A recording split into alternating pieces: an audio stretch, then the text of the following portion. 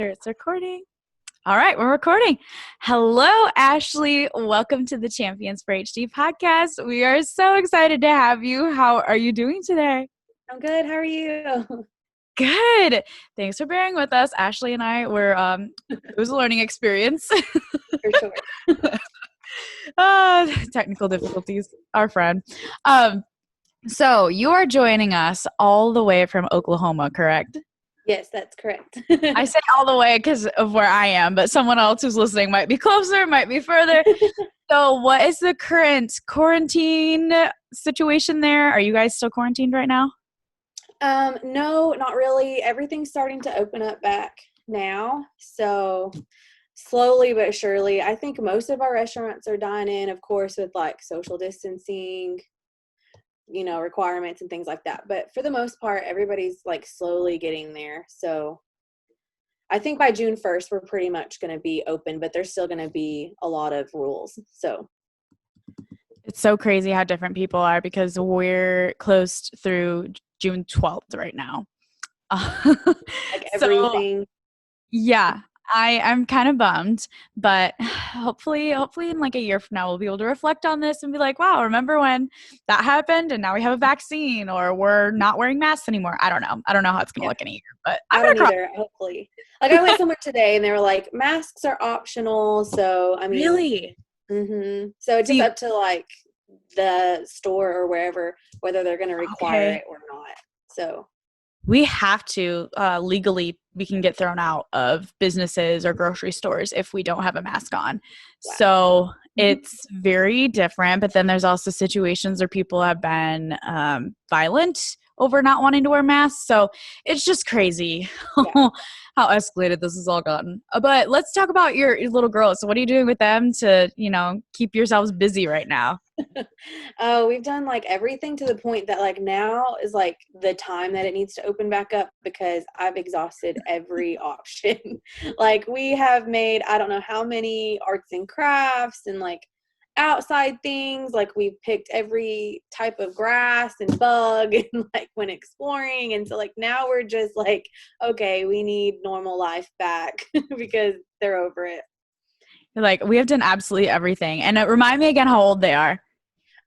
Madeline is 4. She'll be 5 in July, and then Abigail turned 3 in March. So they're Okay, so pretty they have no attention span whatsoever.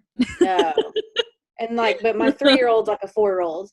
She's just like her older sister. They're so close in age that she's just kind of morphed in with her age, and she just thinks she's just as big, and so that can be challenging.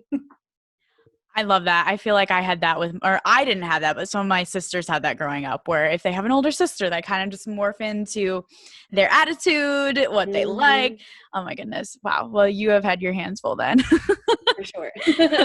So just to give everyone kind of the background who's listening, you and I met through social media, and I always find it so sad but comforting in a way that there's a lot of us who are going through very, very similar situations.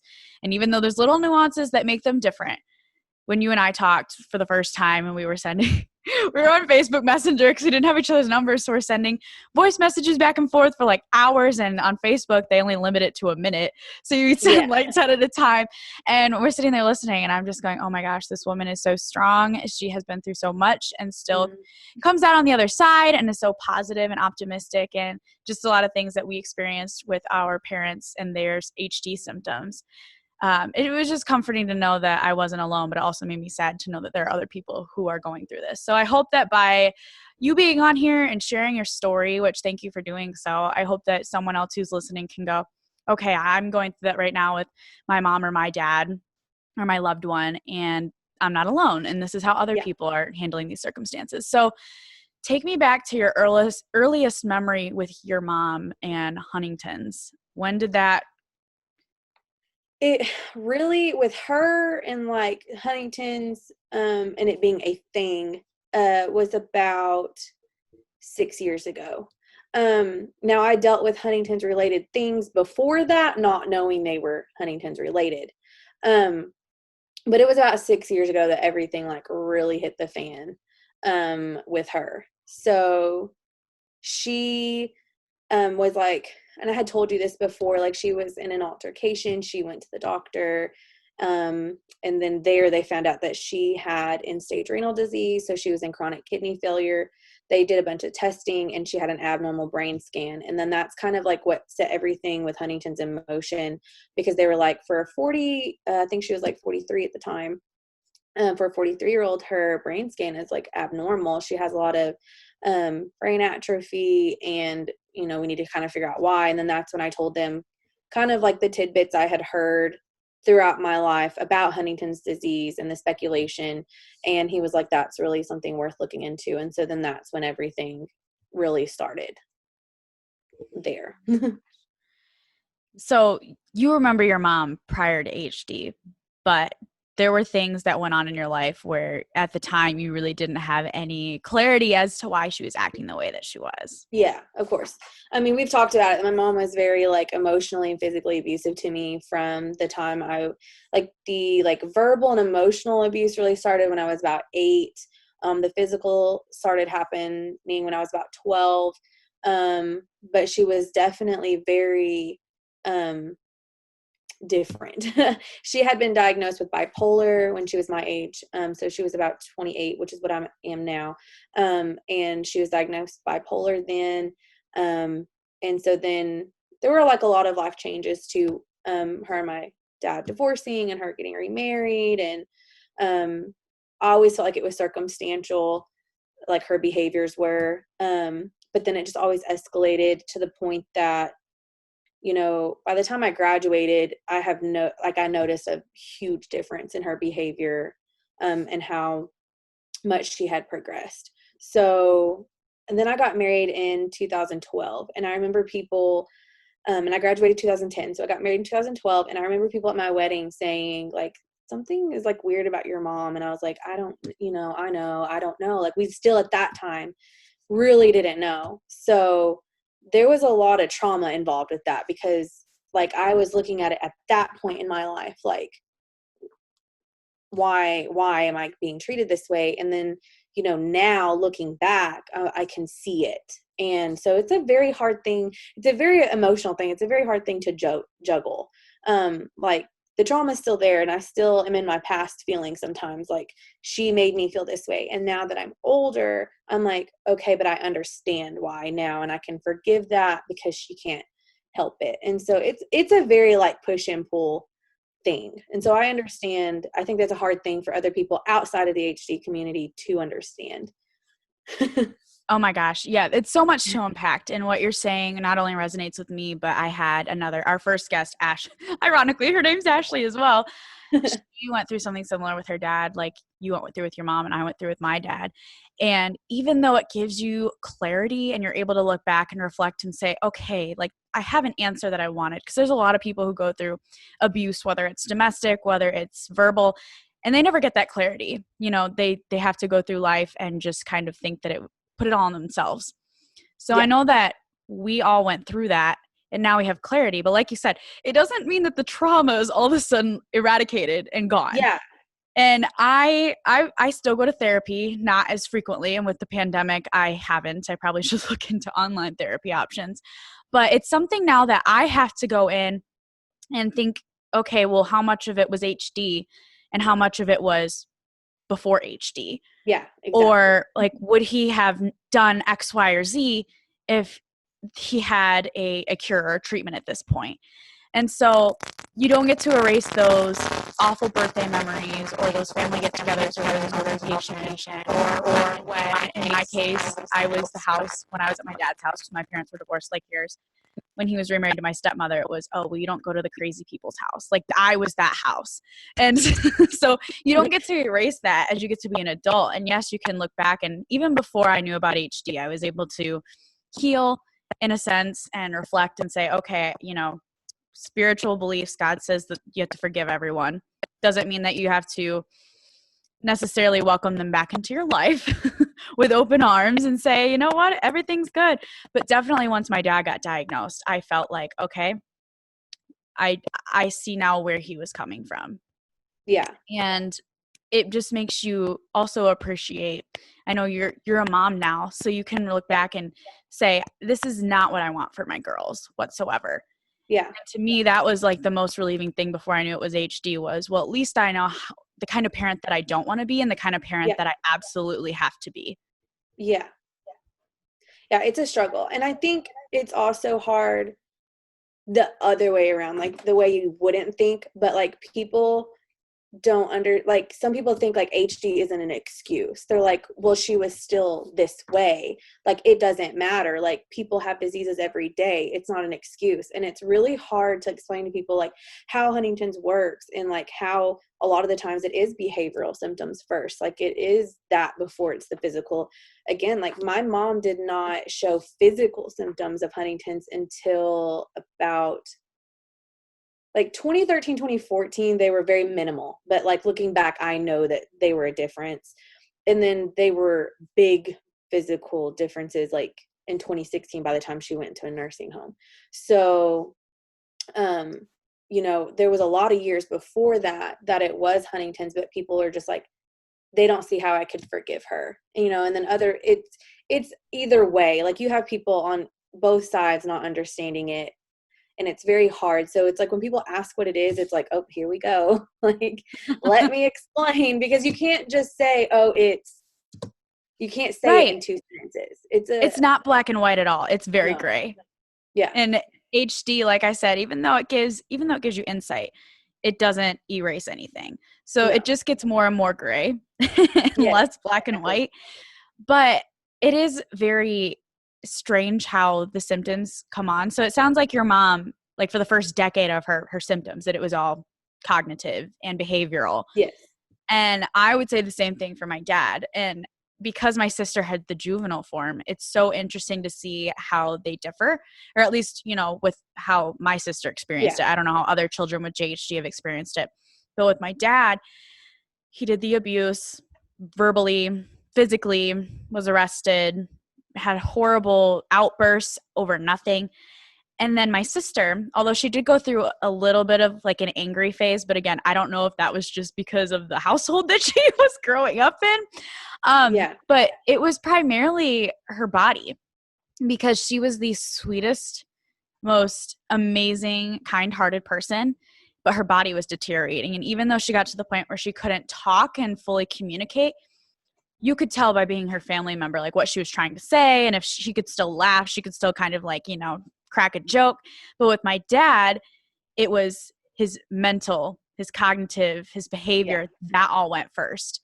And even by the time that Bree passed a month ago, I mean, up until a week before, she was still there mentally. So it's just so strange to me how they differ. All the way back to when your mom was showing symptoms, did you have any family lineage that you knew of HD? Had you even heard of it until she was diagnosed? So this is the part that I hate explaining. I don't hate it, but it gets very complicated. It's like a big thing.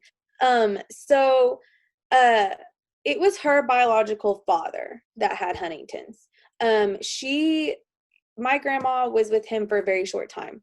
She has a full sibling, with the same mother and father, and they are like a year apart. So he had like 2 kids with my grandma really fast, and then he was gone, and he was never a part of their life.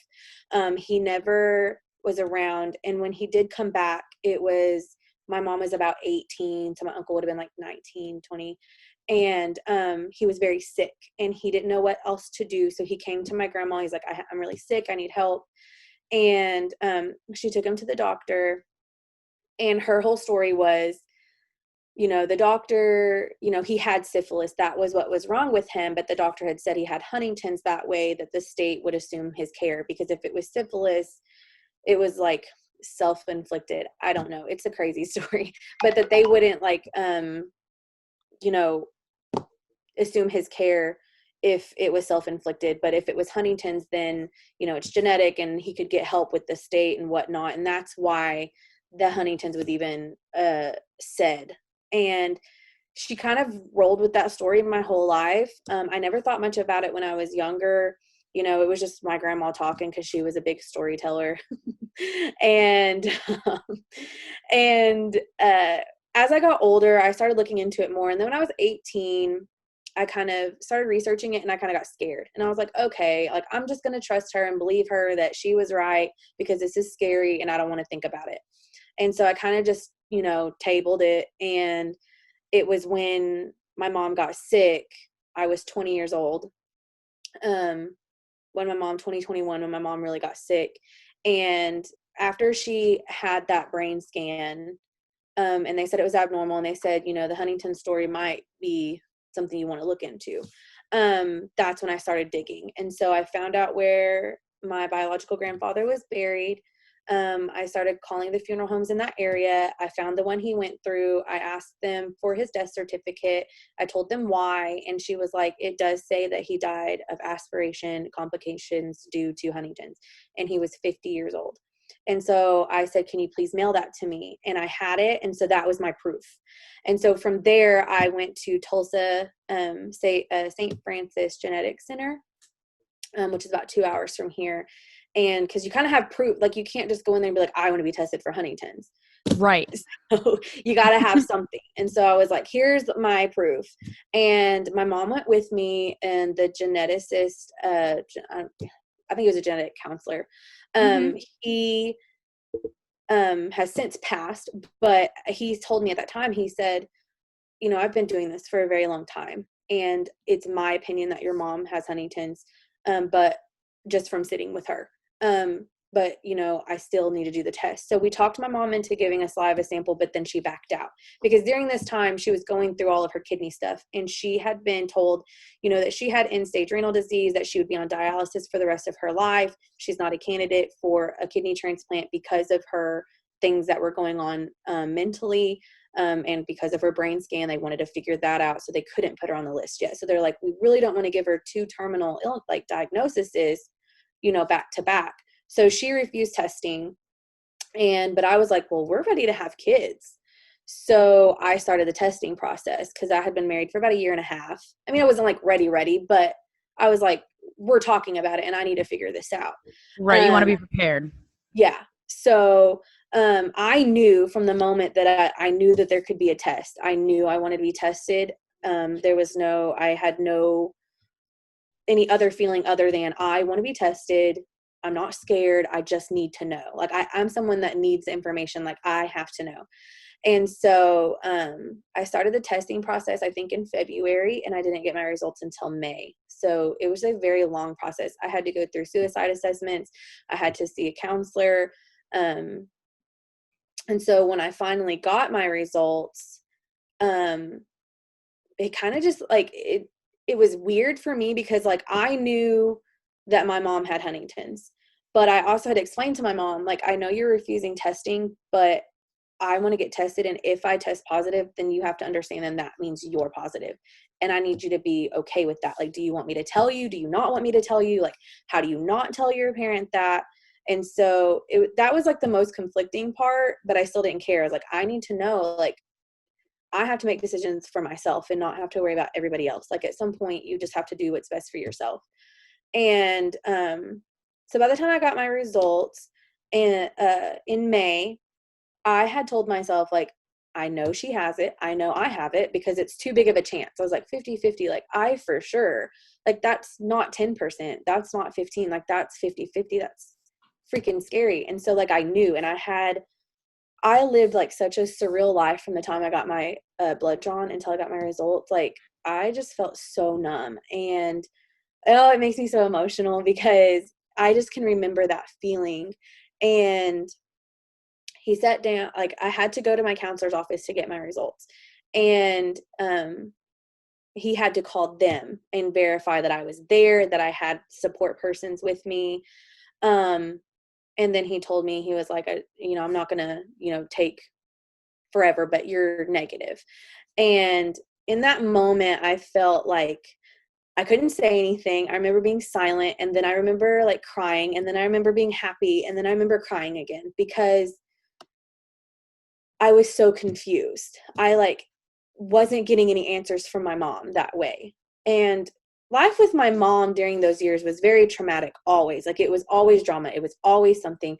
And I was just ready to figure it out. And so when I was negative, I started to feel like guilty and really not even knowing, but like I knew without knowing that my mom was positive. Like I just knew it, like all the way to my core. Like there was no way you could convince me that she wasn't. And like my family was telling me, like, maybe she doesn't, like you're negative, so maybe she's not, you know. They were looking into multiple personality disorders, schizophrenia, like these were other things that they were looking at.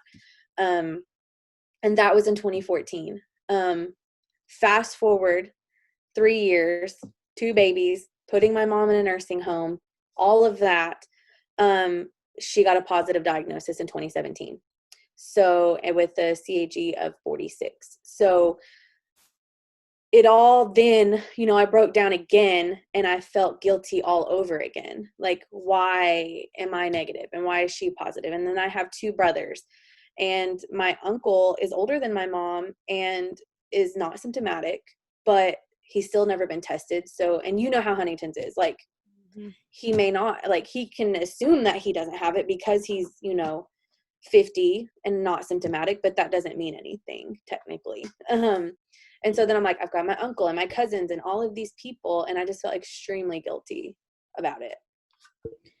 I think it's so beautiful that you just shared all of that and how you were feeling, because when I share my story, I had a positive diagnosis, and so far everyone that I've had on the show who has tested also had positive diagnosis. So to hear you say that, because that's something that I try to speak on, even though I don't know what it's like to have a negative diagnosis, I always tell people, just because you're negative doesn't mean you're like, woohoo, I'm in the clear, like things are great. You go through that, because I kept saying to myself, I was like, it's shitty either way, because either I go in and I'm like, oh, well, I have it. And I still remember my genetic counselor saying, you know, there's a lot of hope, there's a lot of research, but ultimately we can't tell you when you'll get sick, how sick you'll get, if you'll get symptoms, how they'll be, what kind.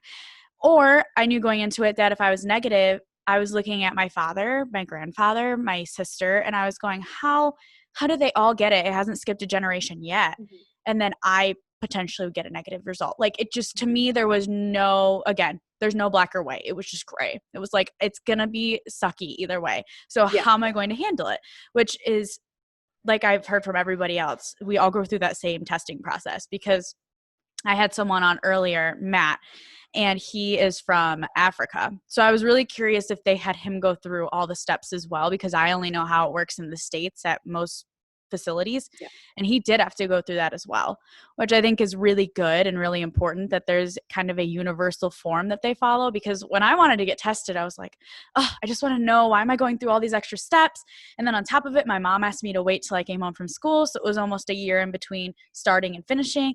And now looking back, I go, okay, suicide rates are really high in the HD community. And they told me that the whole way, that was a huge reason why. And they also wanted to check your mental health to see how your coping mechanisms were. If you don't have a good family, which, you know, I had a toxic one side of my family, but the other side of my family was very supportive. How can you get a diagnosis that's negative or positive and then go back to being alone? Because you might have a therapist, but to have no one in your corner while you're trying to deal with this, that's not something that you want. So to hear you say that, like, you were numb and you just felt so confused, those are the same feelings that people who get a positive diagnosis feel in those moments. And you still feel, just retelling the story, those goosebumps and those chills, because that was such a blur of a moment, or I should say moments, the months leading up to it. And to finally get it, and you think that it's going to be, it is life-changing, but in some form you're like, well, maybe this will be better if I'm negative or if I'm positive and I can understand. But then it just adds more issues on top of it. Well, how do I deal with it now? How do I deal with it as a positive diagnosis? How do I deal with it, like in your circumstance? I don't have it. My mom does. I still have my loved ones who are at risk. And like you said with your uncle, my grandfather didn't develop, God bless, like I would love to be like this or have a cure before them, but he didn't get symptoms until he was retired. He never lost a job. He worked all his life, and in his late 60s, he got symptomatic.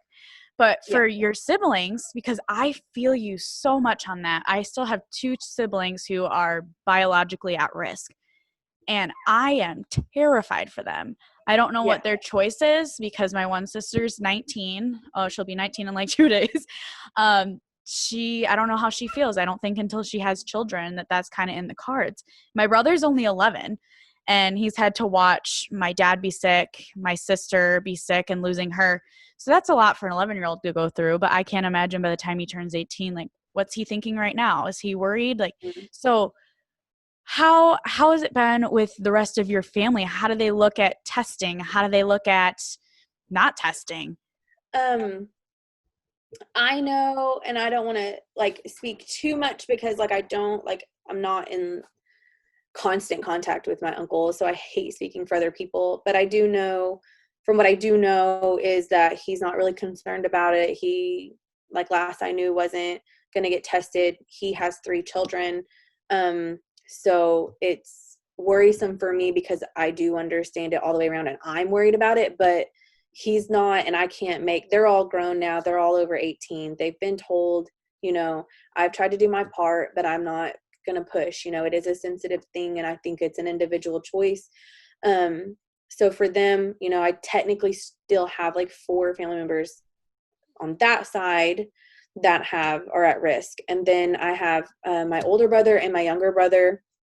My older brother actually got tested last year, and his testing process was super quick because my older brother is 32, I think, or like 4 years apart. So I'm trying to do the math. He's 32.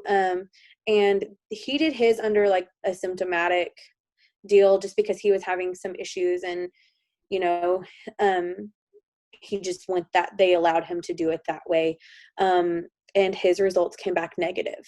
And I remember crying so hard that day. Like I probably cried harder like for his results because like I can take care of myself, but like if you're like me, like you just want to take care of your family, like you are the caretaker, you are the fixer, you're the glue, like you just want everything to be okay. And so whenever he was negative, I was just like so overwhelmed. It is still overwhelming.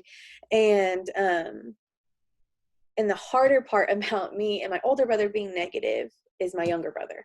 So my younger brother moved to Iowa with his girlfriend. They're pretty serious. I think they have plans to get married. They want to have children. And my younger brother is, I think he'll be 24 this year.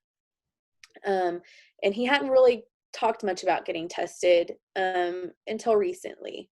And so I found an HD Center of Excellence about an hour or 2 away from him, which is great because I know that the Center of Excellences are so much better to go through than anywhere else. So I called, I gave him the information. He hasn't went to get tested yet. I just know that he's expressed to me that he's worried about it because he feels like, well, if y'all 2 are negative, like I'm going to be the one that's positive. I resonate with that so much because knowing that my dad and my grandpa were positive was obviously hard because you don't want anyone that you love, or especially someone that you look at as a parental figure in your life, to be sick. But to see someone who, siblings are your best friends, but to me, especially because I'm the oldest, I also kind of feel like a parental figure in their life. And I know that you said it's your younger brother, so you probably feel that as well. But I am also that person where I want to care for everyone. I've done all these personality tests, and I'm the helper, I'm the caregiver. Like I love people to have, unity and to feel good. And when Bree was diagnosed and I watched her decline, it was so infuriating because my whole life I was able to like scoop her under my wing. And when my dad and my stepmom were being toxic, or the police were at our house, or Child Protective Services were there, like I would take the younger ones and I would, talk to them, calm them down, like tell them everything was going to be all right. But then something like this comes into our life, and all of a sudden you go, how do I tell them everything's going to be all right? How do I make it all right? And so for me, I was more angry that I couldn't take away Bree's diagnosis than I was about my own. And still to this day, like it's frustrating because right now we're in that grieving and that coping. And I think my dad and I are kind of in the same situation where we're both just upset that she couldn't have hung on a little longer. Her symptoms couldn't have waited a little longer, and she couldn't have had a cure, because I know that we're close, but I also know that science doesn't work overnight, unfortunately. Mm-hmm. So to have to wait and just hope. And that's the other misconception with the testing process is a lot of people, when they hear 50-50, they go, okay, well, I have let's just say that there's 2 siblings. So it's me and my one sibling. Well, if I have it, then Susie's not going to have it. Or if Susie has it, I'm going to have it. A lot of people don't realize that it could be all of you. It could be none of you. So I know that your brother's probably like, well, it has to be me if everyone else in the family doesn't have it. But you guys could be this incredibly blessed family where when he decides that it's the right time for him and to go get that test, he might be negative. I mean, I pray that that's the outcome. Yeah, that's my hope more than anything, because I feel like out of the 3 of us, if anybody deserves a negative, it's him. Just because I feel like, I don't know if it's a third child thing. I don't know if it was just our raising and like my mom's situation, but I just feel like he got a lot of shit, like he didn't get, everything out of life that he could have. I was the more go-getter one. That's just my personality. I graduated high school. I did all the things in high school. I tried to do things, but that didn't always go that way for him.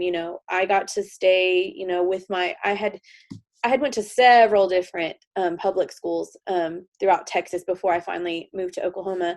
But, from 5th grade to the time that I graduated, I had all the same people.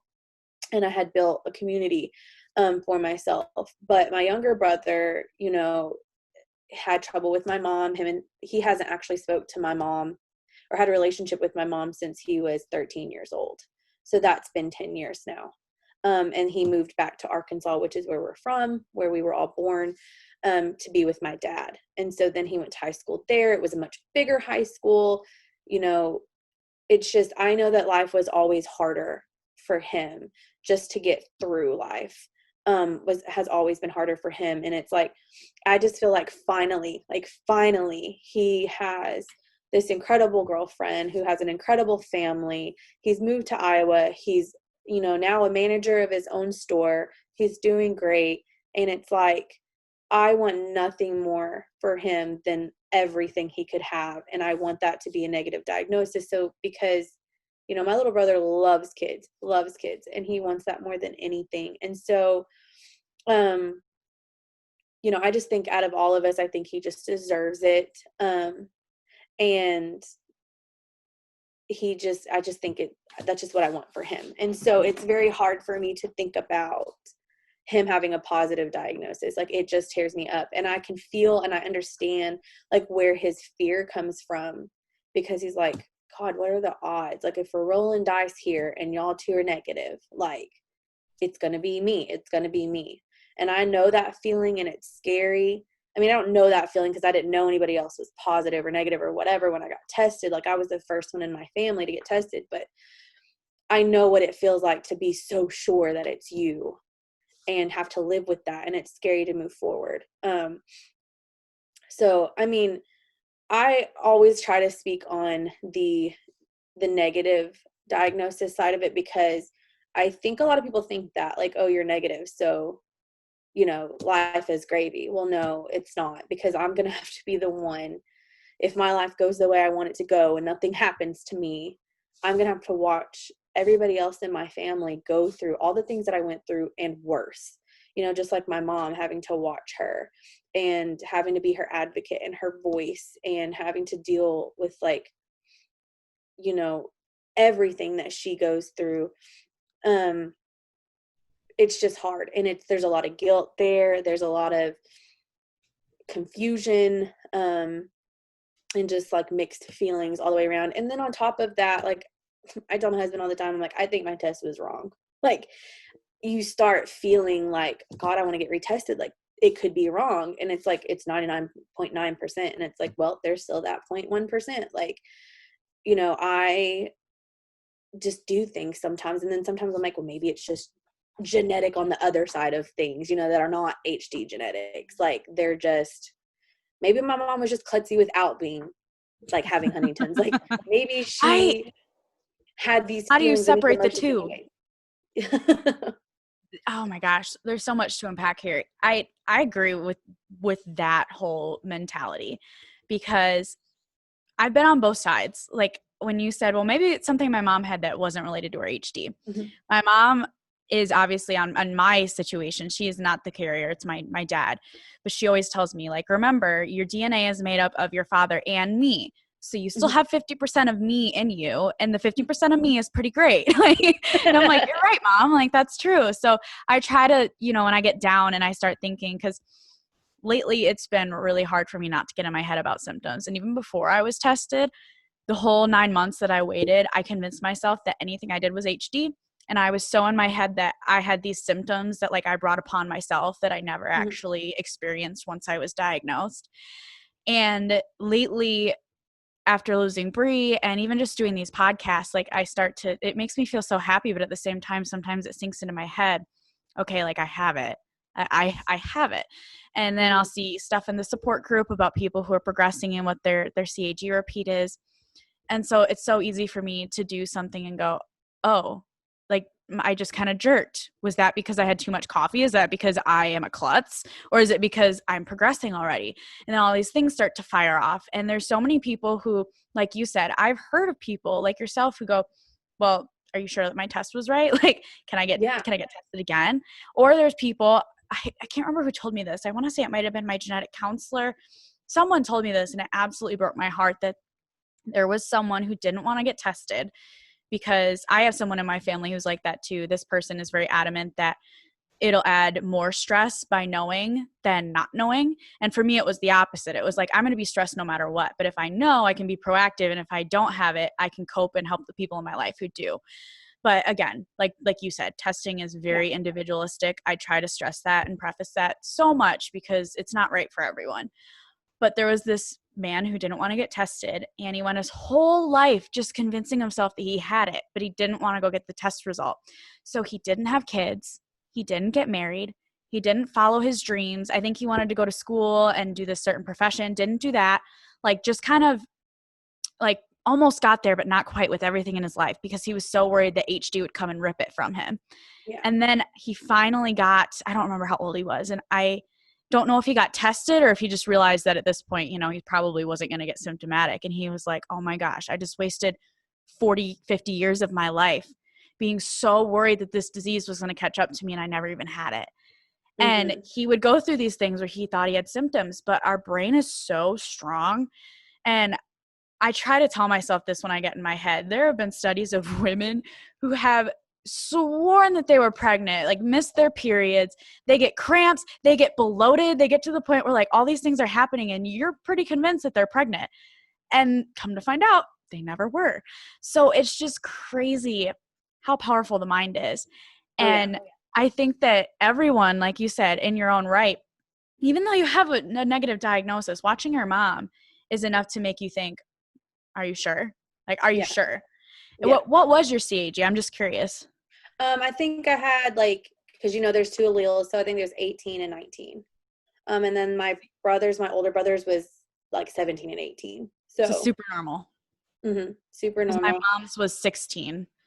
So they were like, oh, that's super normal. Again, I've never heard of this stuff until I went in to get my test. I'm like, that's great. Don't even know what this is until now. But also just speaking of your brother, it warms my heart because I can feel how much you love him and how much you truly want the best for him.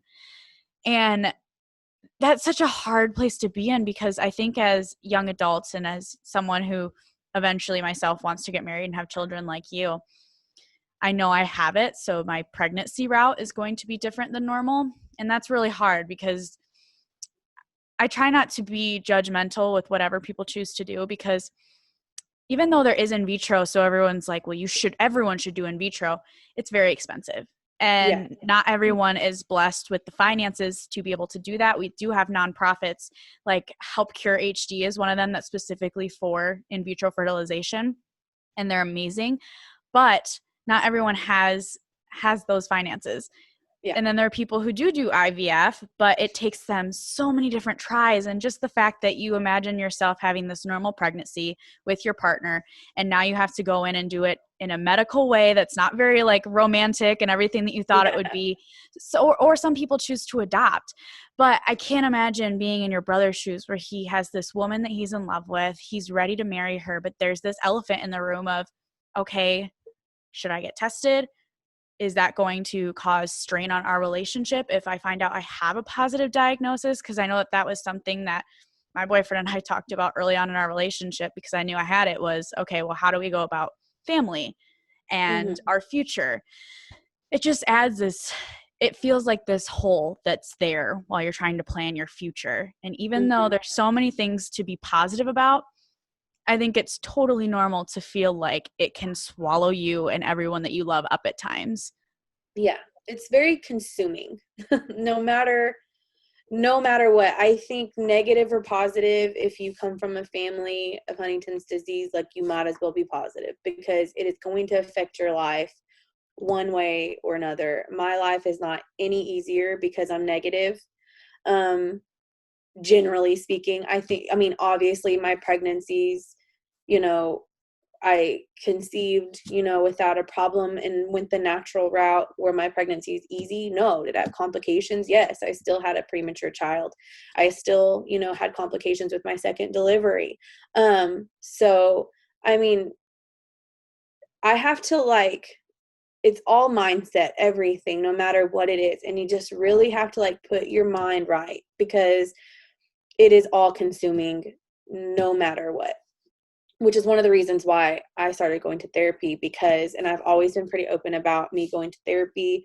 I didn't start going to therapy until this past February, and I've gone every week since then. And because I finally went, because I was like, I'm not okay. I don't know what I'm going to do with myself. This is something we recently talked about in therapy, was that it took me a long time to come to terms with the fact that I was suicidal. I tried to deny that for myself because I didn't want to admit that, but I was. And it all links back to my earlier years and how my life was with my mom. And that all goes to Huntington's as well, because I don't know, would she have been that way if she didn't have Huntington's? I don't know. But what I do know is that she was, and that she did have Huntington's. And it was also during that time in February that we had a care plan meeting for my mom. And I think this just kind of kicked everything off. Because I always thought my past traumas were my biggest problems and my biggest issues. But something triggered me at her care plan meeting, because knowing that my mom has Huntington's, I always knew there's an end, and it's not going to be pretty. She's already struggling so much. But at that care plan meeting, they were telling me things like, your mom had an advanced directive when she started dialysis, but she hasn't done one since she's been diagnosed with Huntington's. There are things to consider, some things I had thought of, but some things I had not. Because my mom's in a unique situation because she has Huntington's and because she has end-stage renal disease. So her going to dialysis, that affects a lot of things, like her potassium and her phosphorus in her blood. If those things get elevated, it's not a matter of if, it's when she will have a heart attack. Can she come back from that? Huntington's plays a part in that. They just fight against each other, and they're both progressing the other probably faster than she normally would if she just had the other. And so they were like, you need to think about DNRs, and if she wants to be tube fed, if these things happen, these are things that you need to think about. And it's they were like, she is not doing well. She can't sit through her dialysis because of her chorea. She's on Astido. They were giving her Ativan, I believe. A couple of other medications. They're not working because they're dialyzing out. So about 45 minutes into her dialysis treatment, all of those medications have dialyzed out. So she's basically sitting there with nothing. And she was jerking. She was ripping cords out of her arm. She couldn't sit still. She wasn't finishing her dialysis treatment. So if she can't finish her dialysis treatment, she's not getting all those toxins out of her blood. So they're in her system longer, which elevates all of her levels, which puts her at higher risk for stroke and heart attack. So they were really taking this month by month. They were like, we'll have another care plan meeting in a month. And then Corona hit. And so we didn't get to do that. But, and I haven't seen my mom since. Every time I had went to see her, She was asleep and I didn't want to wake. I tried to wake her up, but she was like asleep. And so I tried to wake her and I couldn't. So I haven't actually been face to face with my mom in several months now. Because at the care plan meeting when I went to see her, she was asleep. And so that was also a concern with me, that the medication she was on, you know, she was more asleep all of the time. But it was during that time that I was like, oh my God, like I'm going to lose my mom. Like, how do I do that? Like, I have dedicated all this time, like, to her and for her care. And like, I've always known like there's an end, but I didn't think that it may or may not be because of Huntington's. Like, it could be because of her kidney disease. So she's in a little bit of a unique situation, but I was definitely triggered. And I felt so overwhelmed. Like, how do I lose my mom? Like, I'm just now barely forgiving her. And we're just now creating this weird relationship where I'm like her mom, you know, and I'm someone that she looks forward to seeing. And how am I supposed to let her go? Like, how am I supposed to make those decisions? Like, I'm only 28 years old. How do I decide if my mom wants a DNR? How do I decide if she wants a feeding tube? How do I decide any of these decisions? And it's because I didn't have a good relationship with my mom when she was normal. And even when she was normal, she didn't know about Huntington. So these are things that we couldn't even talk about. And I can ask her now, but she's very childlike in her mind. And so I can't just trust that what she's saying is what she would truly want. So it's very, very hard. And therapy has kind of helped me navigate through a lot of those feelings. You know, but it just only continues to get harder with her. And I know that I'm negative and I've said that, but it's still extremely, extremely hard and traumatic, even just being, you know, a caretaker. I know I don't have her every day, but I do have to make a lot of those decisions, and it's very, very, very difficult. Like, I couldn't imagine, you know, what your family went through with Bree, just having to decide what was best and not knowing, you know, what she would really want. So, I mean, I know it's heartbreaking all the way around. But I'm a big advocate for therapy because I 100% believe like I would not be here without it, because it is all consuming. And I think, you know, we should even do more for people who are testing negative.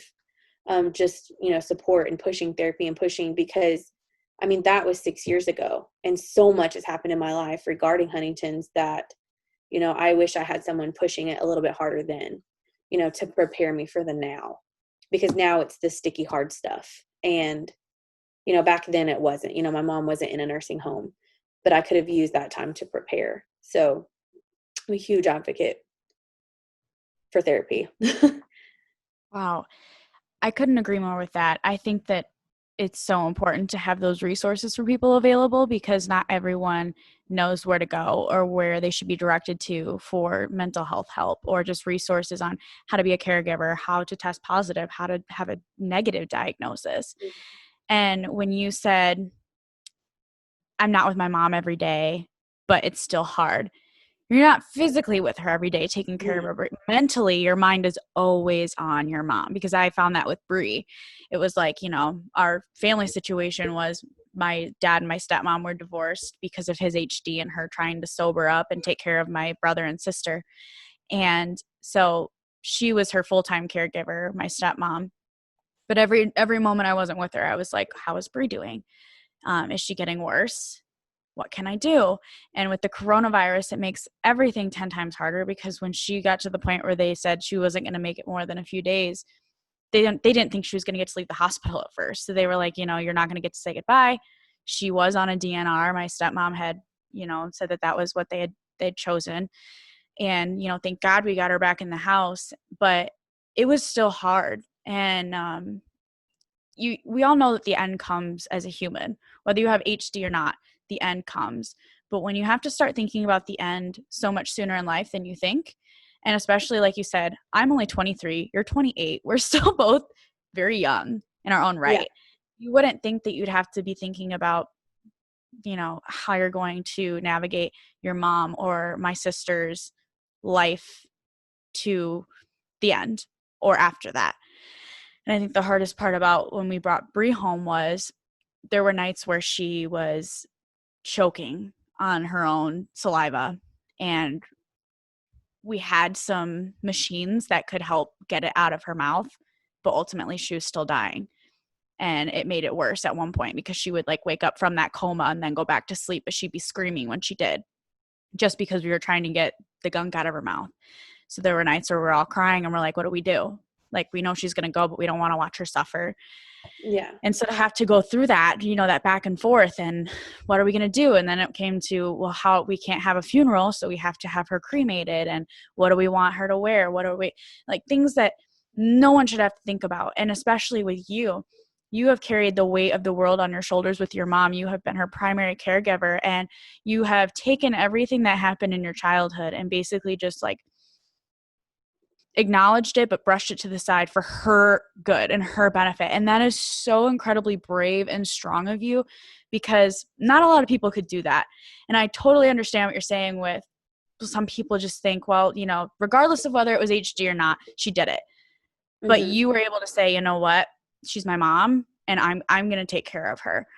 And that's something where you don't think as a kid that you're going to reverse roles and you're going to be the parent and she's going to be the kid. And that's something that I really struggled with my dad too, was, okay, I had that early on in our relationship, but now that he's progressing and his cognitive behavior is getting worse, I can't have a full-on adult conversation with him.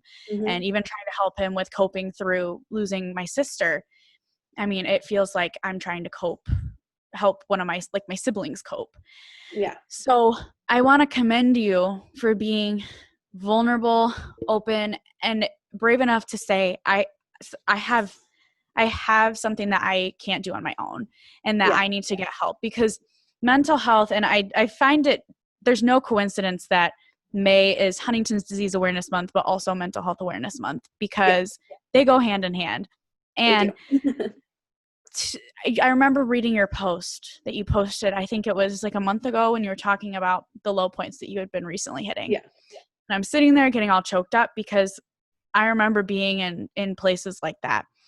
And it's so weird, because I've had thoughts like that before. I've never thought about like how I would do it or when, but I've had points where I was like, you know what, if I didn't wake up tomorrow, I'd be cool with that. Or if I got hit by a bus, like it's so hard to explain. And you feel, at least I felt at the time, embarrassed for feeling that way. Like, why would I feel that way? I have so many people who still love me and care for me. And you said that too about your girls and your husband. And just, you were so open, and I got emotional, because I know there's a lot of people who don't feel like they can be that vulnerable without being ridiculed or without feeling ashamed. But the fact that you were able to step up and tell people, I need help, and that you went and seeked it, and that you're consistently going, you're so strong, and you are an amazing mom. You're an amazing wife. You're an amazing person. You're an amazing caregiver, a daughter, friend. And your girls are going to grow up and go, you know what, my mom is so freaking strong, and I have her DNA in me. So I'm really freaking strong. And if I feel like I'm struggling, that's okay, because I'm a human. Mom struggles, but mom got help, and it's okay for me to do that too. And that's what I pray for our future generation, is they don't have to go through these stigmas and fears, that they can say, you know what, I'm going to go get help, and people will applaud them. So I just want to, while I am looking at you virtually, and for everyone listening, applaud you for what you're doing, because you're impacting everyone around you. And I really hope that you know that. I appreciate that. Thank you. Yeah, it's definitely hard. It's just that I feel like I've dealt with it for so long, just even before Huntington's was a thing, and I know that, we are talking about Huntington's, but like, I know there are other factors in your life that are stressful and traumatic outside of Huntington's disease. I have, a dad who, that's a whole nother thing, that's a whole nother story and a whole nother set of problems that cause me stress and cause me to have the anxiety that I do, and to cause me to have the feelings and emotions that I do. And it's very hard Huntington's are not. I'm just such a big advocate for, mental health awareness and for therapy and for, just seeking that help. And I always want to tell my story because I think for the longest time I felt so alone. Like nobody talked about it. Like you were weak, you were, nothing, like you're crazy if you feel these feelings, or, like there's so much stigma surrounding mental health, and it was like nobody talked about it. And it was like, I can talk about it, so why not talk about it? It's like, I don't care. I'm sure people read that post and like made their own judgments and assumptions and, perceive me differently than I would want them to. Excuse me, but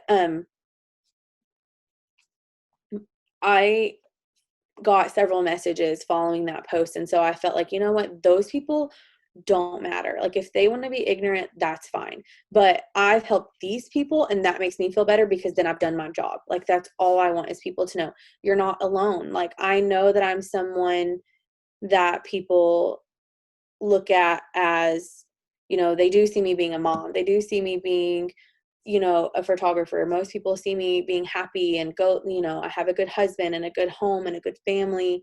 But I know what it feels like to look at people that I adore in that way. Like, oh my God, like she's such a good mom and she's such this, and feel like, why can't I have that? Like they must have no worries at all.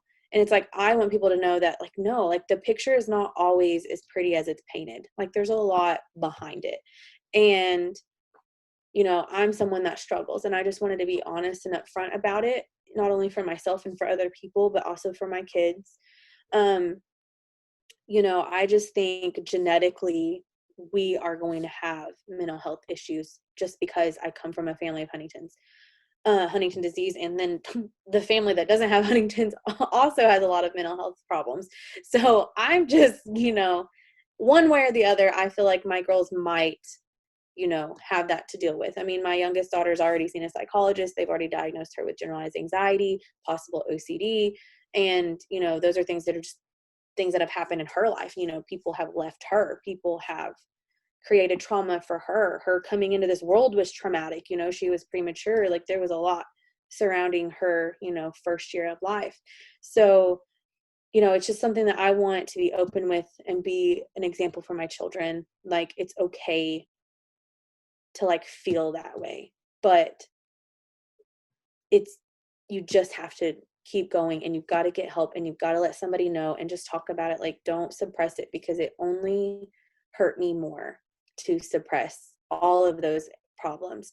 And kind of back to the Huntington's part, and I had talked to you about this before with my mom and like switching roles as a child to parent, for a child being the parent, that I had grieved my mom in stages. Like I had to grieve her a little bit at a time. And then when she finally does die, it's going to be a whole nother grief. But I had to lose the idea. Like I had to give up the idea that me and my mom would ever have a normal relationship. I had to give up the idea that she could be a grandparent to my children. I had to give up the idea that I could go to my mom and be like, oh my God, like the girls are doing this and doing that. And, this is what's going on in my life. And I can't go to her for, advice about marriage, which I don't know if I would even want it. But like, I can't go to her for advice about raising children. Again, I don't know if I would want it, but like you have these ideas, like maybe one day my mom will like figure it out and life can be normal and we can have normal relationship and conversations. Like I had to grieve the loss of that I don't have that for a mom. On top of the fact that I don't have that for a dad. I no longer have that for a stepmom. I have my stepdad, thank God, he's a savior.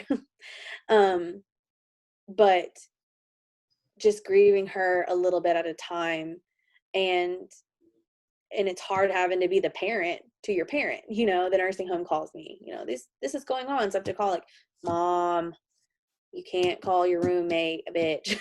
Like you can't. Sorry about my language. Like you can't. Yeah, it's okay. You cannot say these things. You can't treat people these way. Like you can't be disrespectful. You can't like. And she was like, why not? So it's like a whole nother thing. And then like, that's hard. You come off of that and you're like, did I really just have to tell my mom like how to be respectful to others Yeah. and mind our manners? So it's definitely confusing and it's hard. But it's life and it's real. And I don't know. I just have to believe that God gave me this life for me, this is what I'm meant to have. And it's my part in the world, in the circle of life. And I just have to be blessed that I am grateful for what I do have. And that's all that I can do. So it's definitely tough. Yeah, I think that that's what gives a lot of us some kind of peace. Again, not full peace, but some kind of No. peace is knowing that if you have a relationship with God, then you view life as, okay, this is the road that He has designed for me. And that does not mean that it is not going to have twists and turns, that you're not going to break down. I mean, it's like a car. It can be great, but sometimes it needs an oil change. Sometimes it does break down. If I were a car, I'd probably break down a lot. You know what I'm saying? Yeah. But I just, like, that's what gives me a little bit of peace, is just knowing God designed this and He has a plan in all of this. Yeah. And for you to be able to acknowledge that and step up and not only take care of the people around you that you love, especially your daughters. I think it's incredible that they're in therapy, because my mom had me, again, way before HD, when my parents were getting divorced and I was 5. She put me in therapy, and I have been seeing the same counselor on and off since I was 5. And I never thought of therapy as anything negative. I never saw it as a weakness. My mom said, you know what, I want you girls to have your mental health taken care of. And I commend my mom for doing that and recognizing that at a young age. And on top of that, that you are brave enough to share with not only the people that you love, but like you said, strangers in a sense, because even if you know someone from, I don't know, high school or church or what else, like a book club, and your friends on Facebook, we all know that social media friends and like real life friends are totally different. So Susie, Sally, May might be like, oh, well, you know, Ashley here has got it all together. And I love that you said that, you know, you could say she's got a white picket fence, she's got a nice husband, she's got these girls, like her life must be great. Why don't I have that? Or why don't, like, my husband and I have marital issues and we argue, and like that, you know, why can't I have that? But underneath, everyone has some kind of battle. I truly don't believe that there is any cookie cutter family that doesn't have some kind of issue. And that's the weird thing about HD, is even though it's brought so much turmoil, there is some silver linings in it, as far as everyone I talk to, like you and everyone else I've had on the show and people I've interacted with in the community. We understand the importance of maintaining relationships and valuing them. And that's something that I will never take for granted, because there are so many people who do look like they have these cookie cutter lives, but they might have the most turmoil relationship, or have a relationship like you and I had in the past with one of our family members, but they can never grow from it. They never learn from it. They never see that person in their life as someone that they want to be at their wedding or to see their children. And with your circumstance, you know, it was HD that did this to your mom, but for someone else, like, I just can't imagine not having any form of clarity onto why, you know, things go on in your family that the way that they do, or why family is so important. And I guess that's my main thing, is that HD shows you how important family is. And that even though it can really drag you down and tear a family apart, it can also be the foundation to building it back up, if that makes any sense. Because my relationship, yeah, exactly. I don't think that my relationship with my dad or your relationship with your mom would have turned out, I mean, maybe not good, but better, if we didn't know about HD and you didn't start to see life through a different lens. Yeah. Like, I definitely think the positives on that side of it, just with, you know, maybe this is what made me as strong as I am. Like, maybe I wouldn't be as strong today if I didn't have to go through that. Maybe my children wouldn't have the mother that they do have. And I'm not saying I'm the best by any means, but I try so hard. But maybe I wouldn't be the person I am today without that. It sucks that I have to go through that. It sucks that my family has to go through that. But I believe that, and then sometimes I don't. And that's something that we have to accept. Like, I can believe all of the positives that I want and I can go on those, but there are days that I just don't understand. Like, I don't understand why my mom did not have an easy life. And I think I've talked to you about this before. She was raped since she was a child. Her mother went through different husbands. She, was kicked out of the house at a young age. She was pregnant by 17, married my dad at 18. And I don't even know, she was still 17 when she married my dad. You know, you just going through that, and then having me, and then having my brother, who she wasn't, my brother wasn't supposed to, my younger brother wasn't supposed to be here, and having to go through all of that, and another rape again in her adult life, and just post my dad, and all of the trauma she had going through divorce and being remarried and moving her kids and dealing with my dad. And it's just had a crap life. Why does it have to keep, there's no getting better for her, it keeps getting worse. And so there are days where I'm like, that's not fair, but then some days I'm like, there's a reason for it, I don't know what it is. But all I know is, like, if it wasn't for my mom and it wasn't for me, like, my children wouldn't be here, and my children are incredible, and I hope they grow up to be something incredible, and their children wouldn't be here without them. So I just feel like there's a reason for everything, and I just have to believe that to get through life, and to get through Huntington's with her and with the rest of my family, and just trust that. I mean, even if I wasn't, a Christian or didn't believe in that, like, let's throw that to the side for a minute, because I know that not everybody believes, but just, I do believe in the universe and just energies, and like, everything happens for a reason regardless. We all got here some way, one way or the other, and we just have to keep moving forward and look at the positives, understand that there are going to be days that that's harder than others, but just do what we can do to get through, and that's the biggest thing. Absolutely. Well, I can't applaud you enough for how strong you are and how brave you are to take on so many titles as a wife, a amazing caregiver, a sister, a mother, and do it so vulnerably and just so beautifully. And that doesn't mean that every day, like you said, is going to make sense or isn't going to hurt, but the fact that you're able to acknowledge it and be open and grow from it, you just amaze me so much. Thank you. And I am so happy that we connected and that we've become friends, and that everyone who is listening gets to see how beautiful you are inside and out. And I'm just so grateful for you. So thank you for being on this show. Oh, same to you. I have been, like, following you since before the nonprofit, before this. I've always just been like gravitated towards you and your family story, and just always been a supporter. And I just think that, you're doing such amazing things for the HD community. Like, I'm grateful and I appreciate you and everything that you do. And I know that there's a ton of people out there that do as well. Yeah, it's just amazing all the way around. You're an incredible person, and I Thank appreciate you you so so much. much. Oh my goodness.